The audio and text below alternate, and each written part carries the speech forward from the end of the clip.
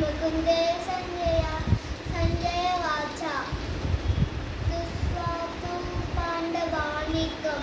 युधसरा आचार्य मुपसंगम्य राजा वचनमब्रवीत्